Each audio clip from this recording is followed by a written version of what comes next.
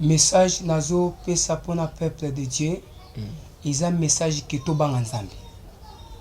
Ils ont un message qui est calamité. Yesu azali nanzela. Peli kamususu na koloba na message na memi pona mboka na biso Congo. Par rapport à ba pasteur. Message est basé sur le pasteur. Et ba pasteur. Zamba le binanga ke batika mabe. Mabe le kimingi na kati ya ba pasteur. Basambu iskombo ya Nzambe na kati ya mboka Congo. Ezo salanga na nupasi. Ya komona un pasteur bazola kisa bulumbu na réseaux sociaux. Tambo lokolo kati, lokolo libanda. Pe likambo musu ya divorce. Oya pasteur azo divorcé. Lelo atiki oyo lobi abali. Pasteur bazebele. Ba kombo zebele, ba pasteur basali ba mbebebele. Tozomona ba Mike Kakalambai. Tozomona ba Fasi Tatou. Tozomona ba nai mususu oyo pasteur Mukuna. Tozomona ba pasteur baza telema kili bele ba basali mabe. Je pense que personnalité ba pasteur oyo makambo na zoloba ceux qui yo monango mabe etalio. Mais et pasteur oyo nani prophète Francis Tatou. Il faut qu'asinga mawase ya Nzambe par rapport que ya moi sur abalaki mais tozomona abali moi simoko na poto et azali mundele mais avant que abala moi sango to banda komona abalaki déjà. Donc à cette lokola divorce mbala mibale et lokola pasteur Mukuna.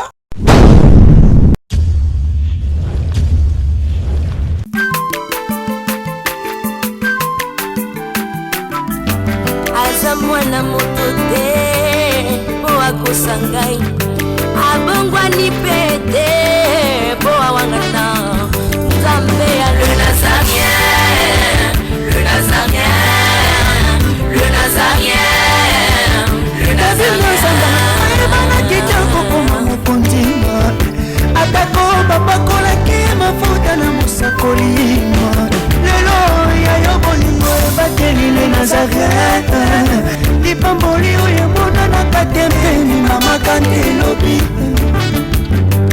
Kolabye mapapu masope mafuta Toko kesitana longo na Nzambe oyo mabenga na makomi Ifada, thank you Fada.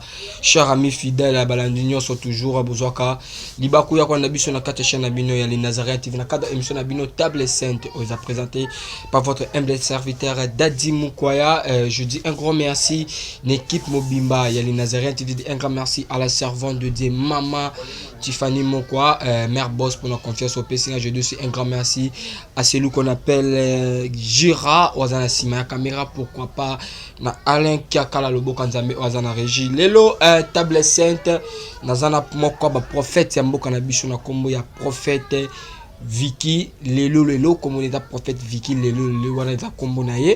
C'est avec le prophète Vicky Lelo, c'est avec lui nous allons nous entretenir tout au long de cette émission. Avant d'abord on a présenté bino les prophètes Vicky Lelo vous allez brancher vous à connecter to yeba qui est d'abord prophète Vicky Lelo to yeba vraiment to yeba d'abord prophète Vicky azana nani. Pourquoi le prophète Vicky Lelo non c'est d'abord na régie tu vraiment cantique aux autres diffier bana Nzambe au pesa bana Nzambe lo kumu o ya la servante de Dieu Maman Tiffany Mokwa lo sako mokonzi ya la servante de Dieu Maman Tiffany Mokwa et puis on se retrouve après cette chanson.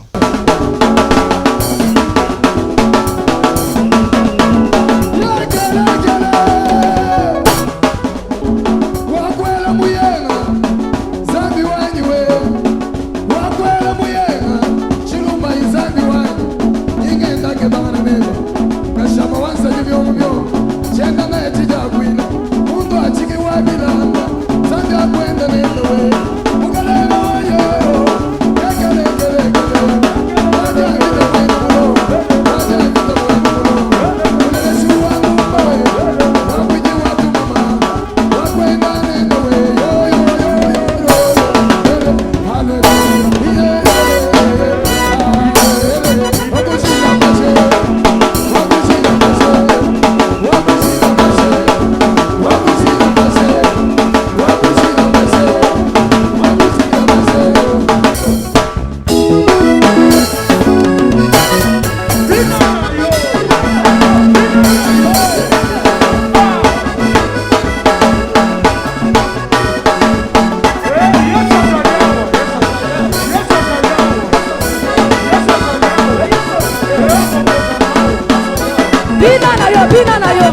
yo, bina na yo.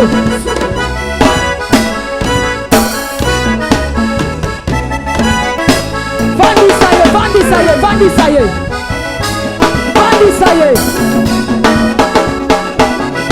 Vandisa ye. Vandisa ye, vandisa ye, vandisa ye. Assis 630. Vandisa ye, on y va.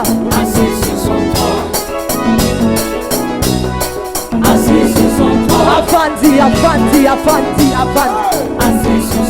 Que nazomolote, pardon. Assis sur son trône. Oya bison tambe. Assis sur son trône. Vandisa ye, on y va. Assis sur son trône. Assis sur son trône. Assis sur son trône.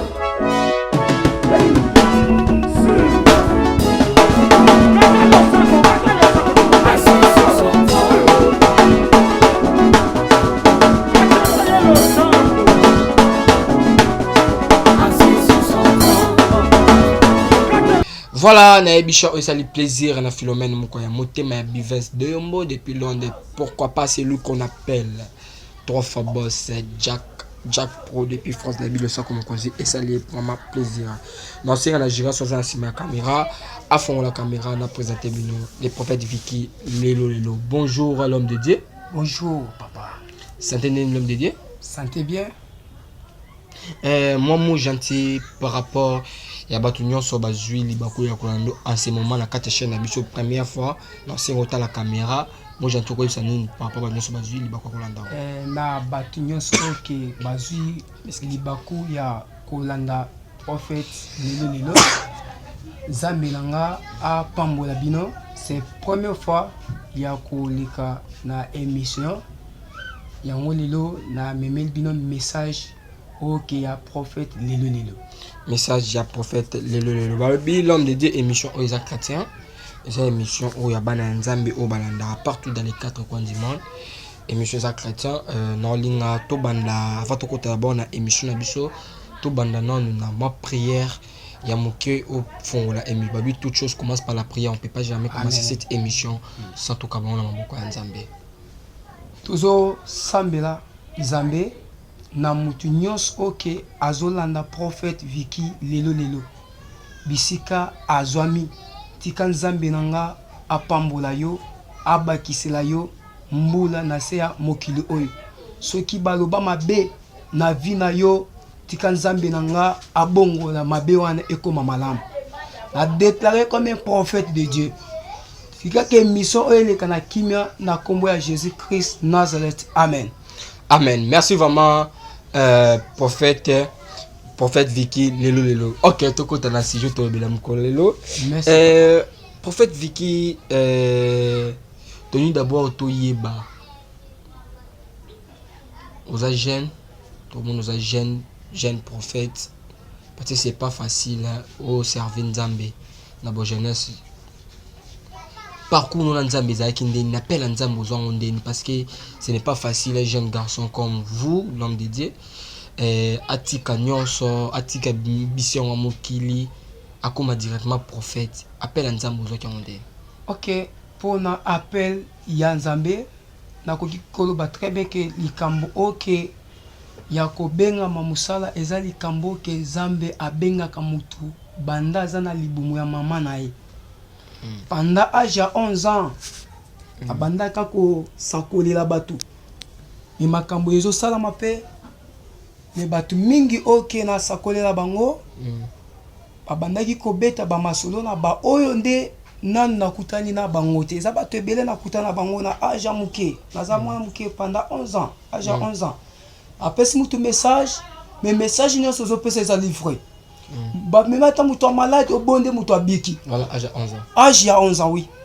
Yango ko bato ngonde ba sali que ba memaka batu et pas yanga moko prophète lelo. Tina âge aussi ko na komi na yango. Lelo Nzambe azo sala makambo ebele. Nazana batu ebele OK baza pene nanga. OK ba moni miracle. OK Nzambe asaleli bango. bato bakufi bamema bango basekwaki na nguya ya ngai te, me na nguya bozambe oyo aza kati na ngai. yokusa bato Ngai nakoki kosekisa mutu te, mutu asekisa bato aza nzambe par rapport ya dimension oke azotilize musali na ye.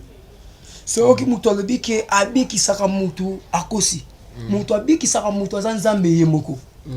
Bato bapesa confiance ndenge ke bazobikisama, ndenge ke bamemi mutu a malade obondeli abiki, bamemi mutu a problème osambeli amoni nzambe. Yango ke confiance lelo bato bapesi nga yango nde si yango wana. Yango ke bato ebele baza na confiance nanga nazana bato baza na kati ya libanda si ya mboka, toza na bato baza na États-Unis, toza bato baza na kati ya mboka Allemagne, mama Diesel, toza na mboka ya France, toza na mama Mafia. Je pense que ça bato OK bamoni loboko ya nzambe ya prophète lelo, c'est ça. OK, merci vraiment l'homme de Dieu, toujours la kati ya émission la bicho. Prophète Vicky lelo. Pourquoi kaka prophète Vicky lelo? OK. Merci pour la question. Oyo outi ko tunanga exactement question ya malamu. Prophète lelo et la kiske nzambe oyanga aza nzambe ya lelo. Parce que moi si o azalaki na makila tango akutani na Jésus, makila na ekatani kaka les mêmes jours. Yango na memeli bato nzambe ya lelo. Donc ce que lukinga ozalaki na likambo, il faut solution de ezwamande na problème na yo. Yango ke bato bazo benga ke prophète lelo. Yango bato ba benga prophète lelo. Bato ebele bazo benga prophète lelo. Zambe na nga za lelo. O memi muto na malade, il faut que nzambe abikisa ye. Kaka lelo. Eza makambo ke oya lobité. Ndenga nazolo baboza bato bazolanda nga, bao ba mona miracle lelo. Soki mutu azoleka na internet, azopesa message ya lelo, il faut tirer attention que comment ça que mouton a solo parce que azobi qui se bat à lelo. Il faut tirer attention, c'est ça. Il faut tirer attention. Oui. Yo lelo. Yo za lobité maman. Lobité. Ça la jeune Intsmen. Na lobby. Parce qu'il y a plein de prophètes, il y a plein de pasteurs. Na bango ba maman na robenga tokota na mabodeli. Ça la Intsmen, ça des semaines. Merci pour la question. Mutu nyonso akutani na Jésus azwa miracle ya mbala moko. Parce que mutu oyo aza na bonzambe kati na ye jamais à cause la 2 jours 3 jours te. Zambe na biso aza nzambe ya biyanu. Nga na dimeli nzambe oyo ya lelo. Ce qui bango ba dimeli nzambe na bango ya 3 semaines eza bango. Parce que ba prophète ba kota ba jeune, ba 5 jours, 7 jours, voilà ba beta à côté. Bon, nakoki koloba bien que nakoki ko tike moninga na nga prophète te na solo ba clair mutu na mutu azana ndenge nzambe azotilize au moins mutu susu akoti bato ba prière ya 5 jours mais yanga onga na yebi azanzambe ya lelo azanzambe ya 5 jours te wana clair lelo. OK, merci. Tu as toujours le prophète Vicky lelo. Yenzambe na yasa la ka lelo. Ceux qui ont tembe bengaye toye ba résultat toye ba commentaire ya émission oyo prophète Vicky lelo ba ki oza la message il faut lancer na peuple de Dieu message en oza nini avant de continuer émission na biso. OK, merci pour la question outi ko pesa message nazo pesa pour na peuple de Dieu. Ils ont message que to banga nzambe. Ils ont message que kala mingi te Yesu azali nanzela. Peli kamususu na koloba na message na memi pona mboka na biso Congo par rapport à ba pasteur.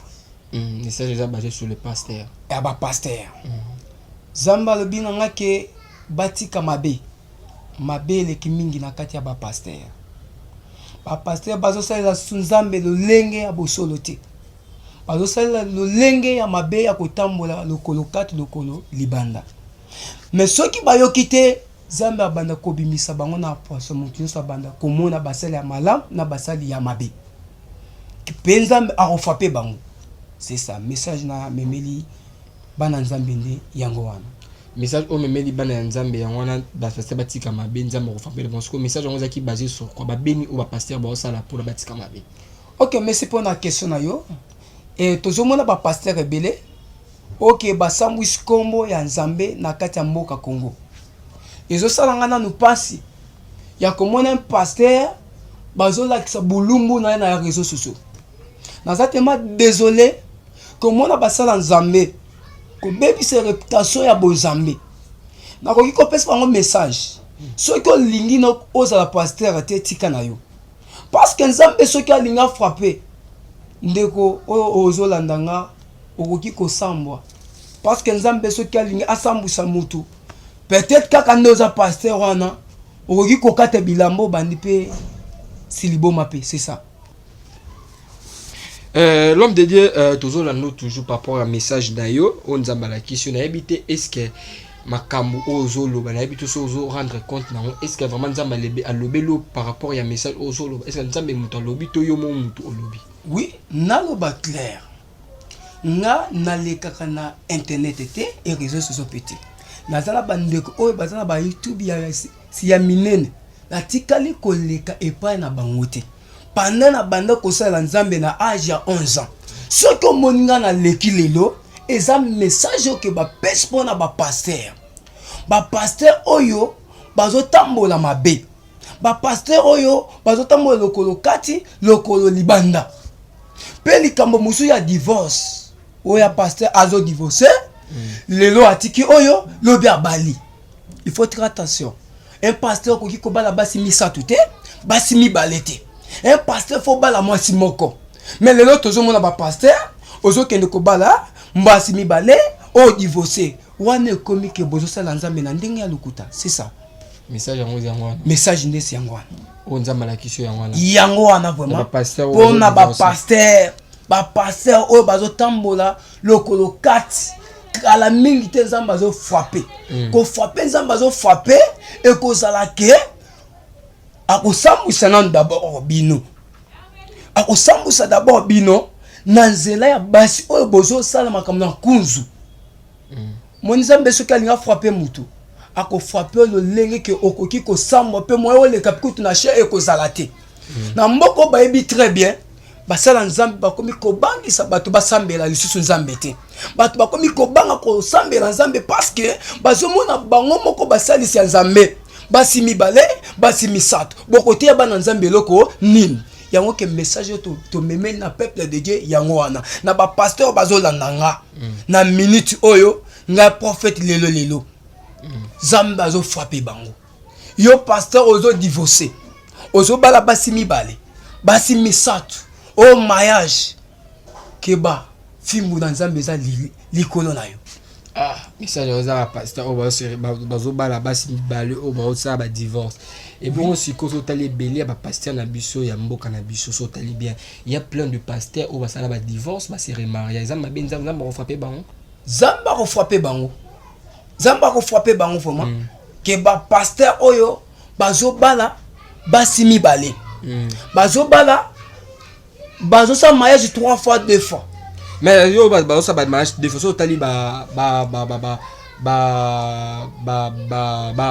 pasteur mukuna ba sale ba se remaria ba ça tellement ébélé au ba se remaria et nzamba a frappé bango a frappé parce que ceux qui osent musali ici en Zambie il faut que on la kisna nous zela na ba onanu ba balité parce que ceux qui yona no lati alliance te moyo pambola muto alati alliance ezate il faut yona pasteur lati alliance ata mwana tango akobala amone exemple on est pas na yona alliance mais ceux qui yo papa oyo visionnaire lelo otiki oyo mwasi okeko linga o mwasi ezo pesa soni makasi et na miso nzambe za mabe neti ba pasteur ba se remarier o yebi na mboka ba sala ba art bon ba za bana ba pasteur ba zebele neti bana ba kombo zebele ba pasteur ba sali ba mbebe bele tozomona ba Mike Kakalambai tozomona ba Fasitatu tozomona ba nai mususu pasteur mukuna tozomona ba pasteur baza telema kili bele ba basali mabe.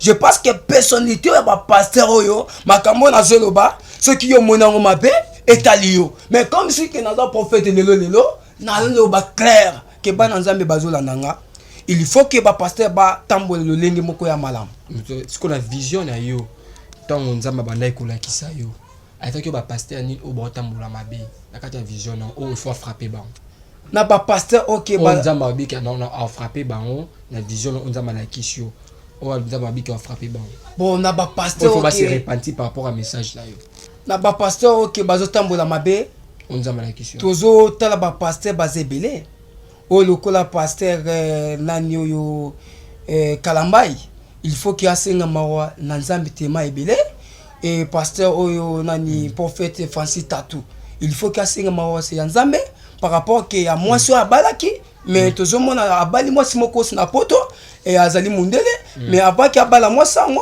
to banda komona abalaki déjà donc à cette lokola divorce mbala mibale et lokola pasteur Mukuna ye pas outi pe ko divorcer na moi mais abali pe moi mususu yango ke nzambe alobi na bango ako frapper bango c'est ça a frappé trois pasteurs na outi kotanga wana après bango année to année 2029 oyo soki batamboli bien te bokoka sango ke pasteur moko akufi pe brusquement et cause la fimbo sisi nzambe na lobi un comme un pasteur un comme un prophète de Dieu année 2022 soki batiki mabete oyoka brusquement que un pasteur moko akufi brusquement c'est ça ah homme de Dieu d'habitude sozo maîtriser mambozolo na lo bango clair pour na nini te pour attendre ozoka mutu que prophète le fois lo ba clair pourquoi pas. OK voilà donc continue l'émission là prophète lelo l'homme de Dieu toyebi ba prophète ebele ya mboka na biso boya kaka oleki oyebi ke non musali zate kope zate lobi ke non comme prophète ozu comme ba komi bambi prophète lelo la révélation obi ba pasteur otangi ba kombo ba bongola motema soki nzamba osani na kofra ako frapper bango mais lelo tozomona dossier ya pasteur Marcelo na pasteur Moïse Mbe bokanizate mo mbulu yeke eza entre bango tant que prophète rôle ben bango ni message no kopesa bon par rapport à ba problème ya pasteur Marcelo na pasteur Moïse Mbe bokante bolingo onza babanda osenga biso ezate. Merci pour la question. OK outi ko koloba sikoyo ezopesa tellement soni d'abord comme on est un pasteur bazo yo kanate ezopesa mabe mais ezola kisa ke ko frapper nyoso si nzambe ndesi yango wana eza double déjà et côté entre basali si nzambe bazo yo kanate bon eza pe likambo ya kobanga pete ya kokamwa pete et pesa d'abord soni ya komone un ba pasteur bazo sala makambo ngo bazo yo kanate en plus pe bazo publier monde mobimba bazo landa bango moye batu bazo courage ya kosambeleza te na blague pe na vision non de nzamba la kisope bango ba yo tanga 3 personnes nzamba la kisope na vision na bon na vision na nga na uti koloba na tangi 3 pasteurs OK baza na risque ya mabe baza nani to tangi pasteur Mike Kalambai to tangi Francis Tatou to tangi pasteur Mukuna na zolo ba clair comme un prophète ce qui au mona ngo mabe wana etalio mais vérité et peut ça ka choc vérité et bukaka mutu na vie faut ko tambola na vérité et ko sala malamu 2029 tie ko sila ce qui ba bongoli motema te okobengi sanga kaka les mêmes miso ke tela makambolo baki nanga un pasteur moko akwe akufi et ce que okoloba ke oui prophète lelo a lobaki nanga likambo wana siango wana. OK merci vraiment prophète Vicky lelo tokomi vraiment na suka émission na biso babi TV Zangonga avant to kabwana message no kopesa peuple de Obolando en ce moment prophète Vicky lelo message on a kopesa na peuple de Dieu na zo yebisa bango ke ngonga esi ebeti il faut komona vérité na kati ya vie na yo likambo nini oyo esilaka te mbule bandaka pe ekaukaka ane bandaka pe esilaka yango nga prophète lelo na ye komemela bino nzambe ya vérité ozana malade eumeli tamulai ya koloba kutu eza te oza libanda ya mboka okobenga na telefone mai na yo na mulangi puya na kosala yo moko okotatola toza na posa nzambe ya lelo yo mutu ozolanda nga na minute oyo ozali na kata poto ozali na kati ya Afrique, ozali na kati ya province, oyo azasi ya bino prophète Vicky lelo, oyo bolandaka mingi, oyo ke bobengaka ntango nyonso. Lelo pe na bao nanu bamoni miracle te, bobenga na numéro oyo toko pesa bino. Plus 243 56 0421 56 77 117 0421 56 77 117. Wameza numéro ya nga moko prophète obengo ya mbinga direct. C'est ça. Ok, merci vraiment les prophètes Vicky lelo vraiment merci vraiment l'invitation, merci vraiment pour qui message naé dans quatre il y a émission par rapport il y a message né révélation et onzambe APC. Donc comme vraiment la souka émission na biso, je dis un grand merci à la servante de Dieu Maman Tiffany Mokwa pour la confiance au Pessinga, je dis aussi un grand merci na Jira Sozangi na ma caméra Alain Kiakala Loboko Nzambe.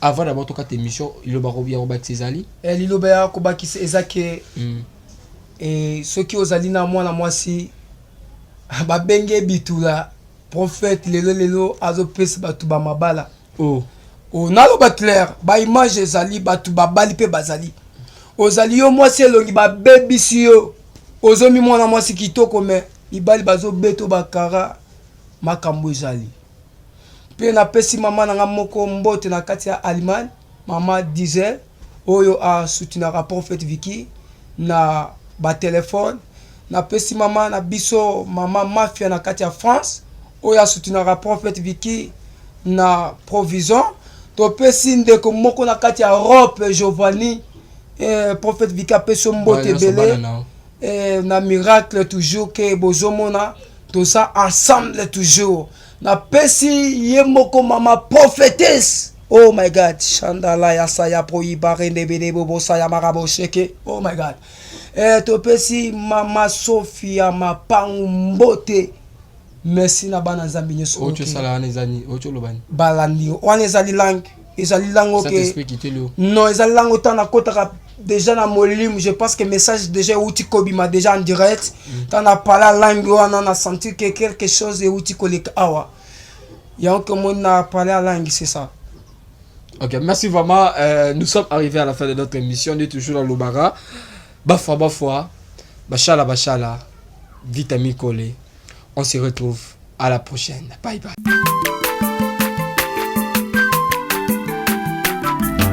Azamwana motote boa kosangai abongwa ni pete boa wangana Nzambe ya le Nazarien, le Nazarien, le Nazarien, le Nazarien. Bana kitoko koma mokondima atako babakola ki mafuta na musakolima lelo ya yobolingo bateli le Nazarien lipamboli oyo mona na katembeni mama kandelobi kolapye mapapu masope mafuta tokokesikana longo na Nzambe oyo babenga na makomi